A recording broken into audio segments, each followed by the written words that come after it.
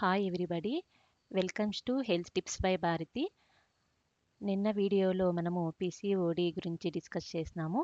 అది ఎలా వస్తుంది, దాని కారణాలు ఎలా ఉంటాయి, లక్షణాలు ఎలా ఉంటాయో, ట్రీట్మెంట్ ఎలా ఉంటుందో నిన్న వీడియోలో మాట్లాడుకున్నామండి. ఈ వీడియోలో ఈరోజు పీసీఓడి డైట్ గురించి లేదా ఆహారం గురించి డిస్కస్ చేస్తున్నాను. PCOD diet. ఈ పీసీఓడి డైట్ మెయిన్ లక్ష్యం ఏమిటంటే హార్మోన్లను బ్యాలెన్స్ చేయడం, హార్మోన్స్లను బ్యాలెన్స్ చేసుకోవడం, ఇన్సులిన్ సెన్సిటివిటీని పెంచడం, బరువును తగ్గించుకోవడం, శరీరంలో ఇన్ఫ్లమేషన్ని తగ్గించుకోవడం లేదా తగ్గించడం. ఇవి మెయిన్ ఈ డైట్ యొక్క గోల్. ఈ పీసీఓడి లక్షణాలతో బాధపడుతున్న వారు ఎలాంటి ఆహారాన్ని తీసుకోవాలో ఇప్పుడు చూద్దాం. లైక్ హై ఫైబర్ డైట్, అలాగే lean proteins, healthy fats, low GI fruits, lots of vegetables and herbal teas. ఇవి మన పీసీఓడి డైట్లో మనము ప్లాన్ చేసుకోవాలి.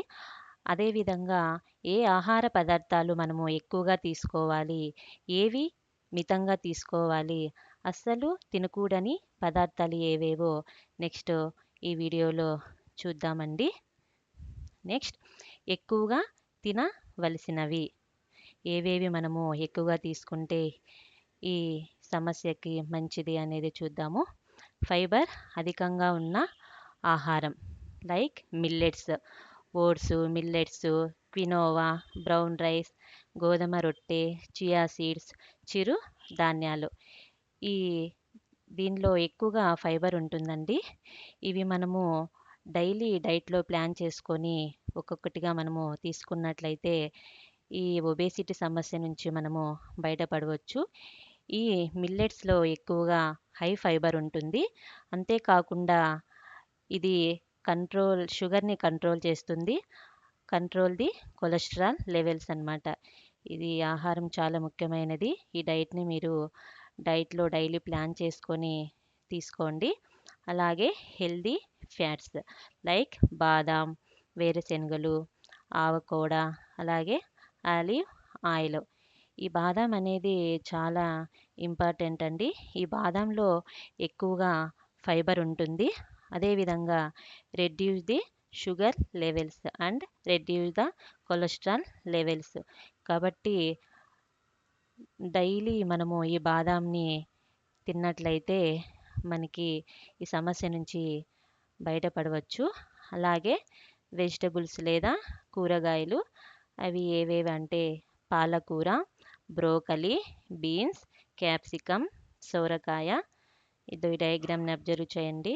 బ్రోకలీ, క్యాప్సికమ్, పాలకూర ఇవన్నీ తీసుకున్నట్లయితే ఈ కూరగాయలన్నీ మన బాడీలో ఫైబర్ ఎక్కువగా ఉంటుంది.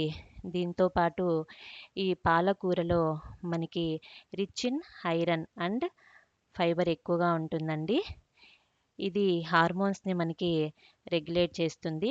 కాబట్టి ఇవి డైలీ డైట్లో ప్లాన్ చేసుకొని ఒక్కొక్క రోజు ఒక్కొక్క కూరగాయలను తీసుకోండి.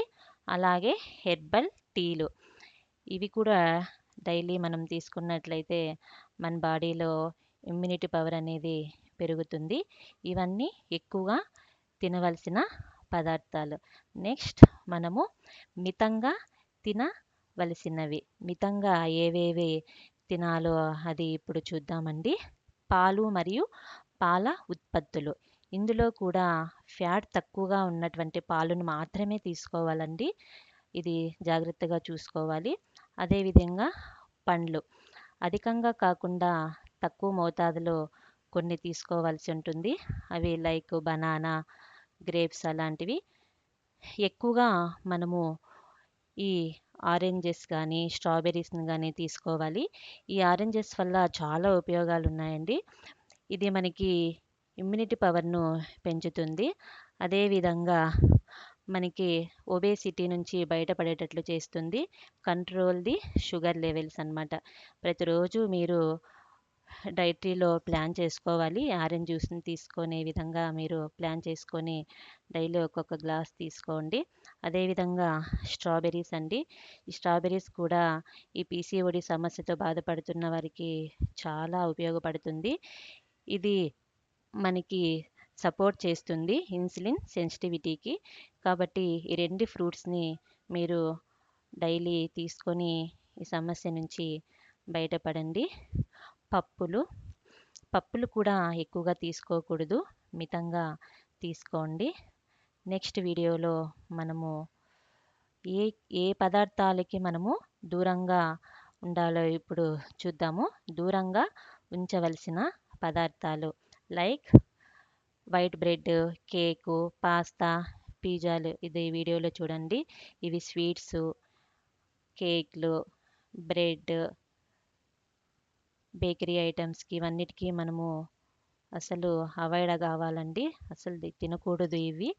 చక్కెర పానీయాలు, స్వీట్స్ దీంట్లో కూడా దూరంగా ఉండాలి. ఈ స్వీట్స్ అట్లాంటి వాటికి అస్సలు తీసుకోకూడదు. ఎందుకంటే మీ బాడీలో ఆల్రెడీ ఇన్సులిన్ ఎక్కువగా ఉంటుంది. షుగర్ లెవెల్స్ ఎక్కువగా ఉంటాయి. అందుకే ఈ ఫుడ్‌కి మీరు అలా ఈ ఫుడ్‌ని అస్సలు మీరు తీసుకోకూడదు. అదేవిధంగా జంక్ ఫుడ్స్‌ని పూర్తిగా మీరు మానేయాలి. రెడ్ మీట్, రెడ్ మీట్‌ని మీరు పూర్తిగా అవాయిడ్ చేయాలండి. లైక్ మటన్, పోర్క్ అట్లాంటివి అస్సలు తీసుకోకూడదు. అధికంగా కాఫీని కూడా మీరు అవాయిడ్ చేయండి. ఆల్కహాల్ తీసుకున్న వారు కూడా పూర్తిగా ఆల్కహాల్‌ని అవాయిడ్ చేయాలండి. ఇవన్నీ అస్సలు తీసుకోకూడదు. ఇవన్నిటికి మీరు చాలా దూరంగా ఉండాలి. ఓకేనా ఫ్రెండ్స్? ఈ డైట్‌తో పాటు మనము మన బాడీకి తగిన ఫిజికల్ యాక్టివిటీని ఇవ్వాలి. అలాగే ఎక్సర్‌సైజెస్, యోగా, మెడిటేషను అలాంటివి చేసినట్లయితే మనము ఈ ఒబేసిటీ నుంచి బయటపడవచ్చు. ఈ డైట్‌ని, ఈ ఫిజికల్ యాక్టివిటీ 2 ఈ సమస్య మీద ఆధారపడతాయండి. ఈ రెండింటిని మనము రెగ్యులర్‌గా చేసినట్లయితే ఈ సమస్య ఏం పెద్దదేం కాదు. తొందరగా మనం ఈ సమస్య నుంచి బయట పడవచ్చు. Thank you friends for watching this video. Please subscribe my channel. Thank you.